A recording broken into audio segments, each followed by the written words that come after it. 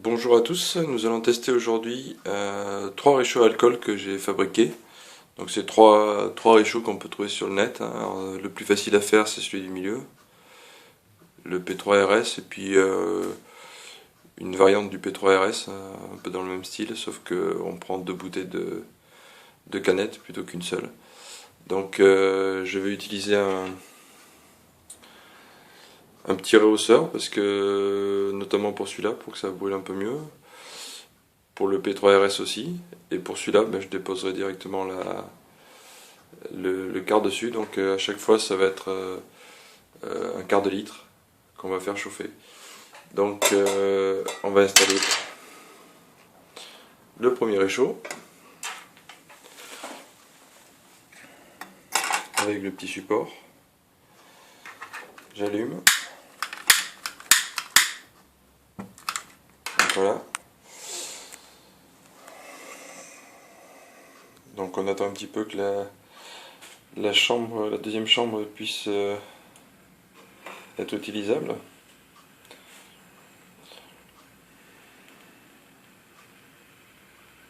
Donc ça doit venir assez rapidement. Par contre, j'ai pas mis de coton dans les chambres de combustion, c'est peut-être un tort. Ça aurait été, à mon avis, peut-être plus rapide pour lancer la deuxième combustion. Donc on peut d'ores et déjà, de toute façon avec le support, euh, mettre l'eau. Là, on voit que les petites flammes commencent à apparaître sur les côtés. Je sais pas si on le voit bien avec le téléphone, mais elle commence à y être. Donc on va lancer. Voilà. Et donc je vais mesurer le temps avant que l'ébullition, jusqu'à ce que l'ébullition arrive. Donc je vous dis à tout de suite. Donc là ça fait 3 minutes. On commence à voir apparaître les premières petites bulles. Je pense qu'on est encore un peu loin de l'ébullition, mais on voit que ça continue à chauffer. Il n'y a pas de problème de ce point de vue-là. Je recule un petit peu.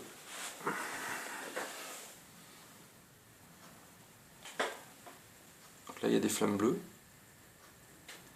C'est assez marrant parce qu'on ne les voit pas sur le téléphone, mais elles sont bien là.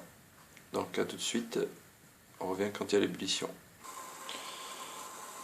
Là, ça fait 5 minutes et on voit que là, l'eau commence bien à bouillir. Je pense qu'on n'est plus très loin de la fin. Pendant ce temps, j'ai préparé le réceptacle pour le deuxième test, avec le réchaud le plus simple à fabriquer. Donc voilà, là on voit que l'eau bout. Donc en 5 minutes. En 5 minutes, on a atteint l'ébullition avec ce petit réchaud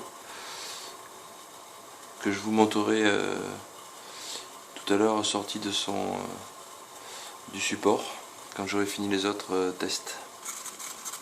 Il n'y a plus de problème, c'est la franche ébullition. Ça fait 7 minutes. Alors, on voit là, de ce côté, on voit un peu les flammes bleues. Donc, je vais arrêter ce réchaud et je reviens avec l'autre réchaud. A tout de suite. Deuxième test avec le deuxième réchaud. Donc là, pas besoin de mettre de rehausseur, ça suffit largement. Donc je récupère mon quart et là je peux mettre directement l'eau dessus. Ça devrait... voilà. Et non, je l'ai éteint. Ça a été...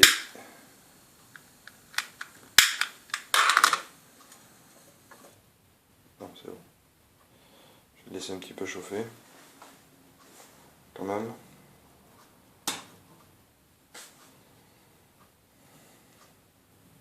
Donc là, un diamètre plus important, hein, par rapport à l'autre.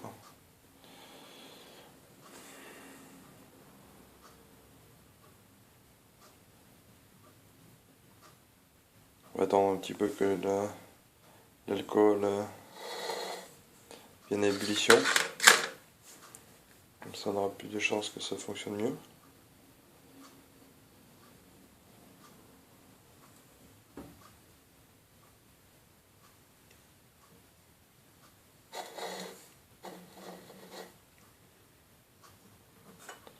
On va voir si ça marche là.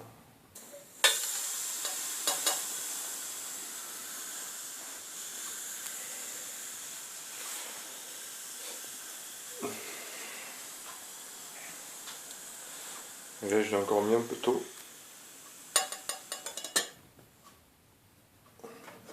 Elle n'était pas à ébullition, on va attendre. Là je viens de le poser. Donc on va laisser chauffer, on va attendre de voir si ça va plus vite. Donc je reviens tout à l'heure. Donc là j'ai arrêté parce que en fait il n'y a plus de. Il n'y a plus d'alcool. Mais ça n'a pas. J'ai pas atteint l'ébullition avec la. J'avais mis la même quantité d'alcool bien sûr dans chacun des réchauds. Donc celui-là, je dirais pour le moment échec. Donc on voit le premier, hein. C'est une fabrication maison, hein, qui est assez sympa. On va tester le dernier petit réchaud. Alors je vais remettre un petit peu d'eau.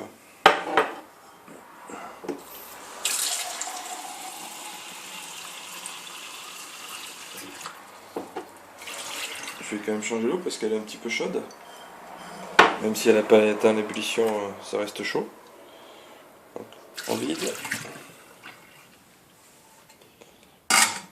Je remplis.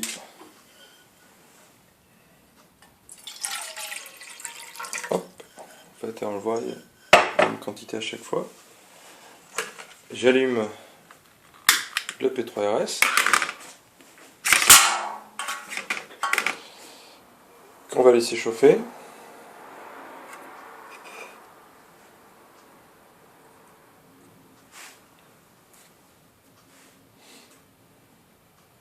Donc comme pour l'autre, hein, je vais mettre, pour que ce soit un peu plus stable, la petite réhausse. Chose que j'aurais peut-être dû faire avec le deuxième petit réchaud, mais j'ai déjà testé, il fonctionne très bien. Je pense que j'ai pas laissé assez chauffer l'alcool pour que ça marche. Donc là on voit que déjà il y a les petites flammes sur le côté, donc on y va.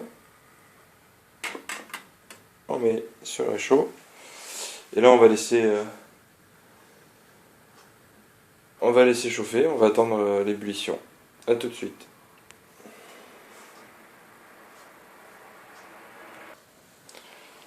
Donc là ça fait 2 minutes et on commence déjà à avoir des petites bulles. Bon, on est encore loin de l'ébullition, hein, comme tout à l'heure, mais bon, ça fonctionne pas trop mal, hein, avec la réhausse. C'est ces réchauds, si je dois les amener, je les amènerai avec mon... je pense que je prendrai mon réchaud Ikea. Parce que ça fait un bon support. Après je me suis fait un réchaud double combustion. Je vous mettrai une petite vidéo où on compare les deux. Bon, le réchaud Ikea, lui, fume un peu, hein. C'est à peu près normal puisqu'il n'y a qu'une simple combustion. Mais je le trouve assez sympa. Le design est assez sympa. Donc là, on voit que on n'est pas loin d'ébullition, encore une fois. Mais j'ai plus de carburant.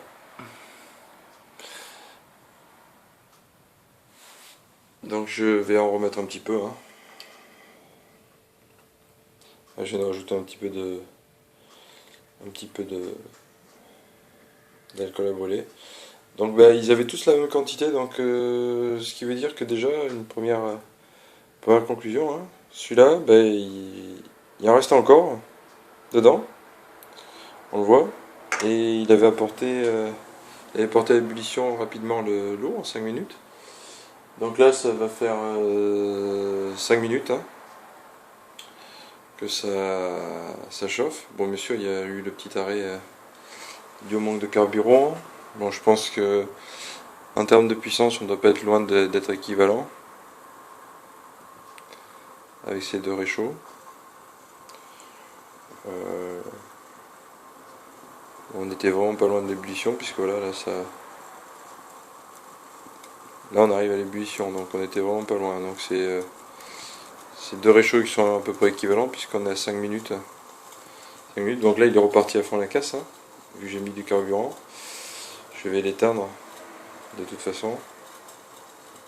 Mais là voilà, belle ébullition.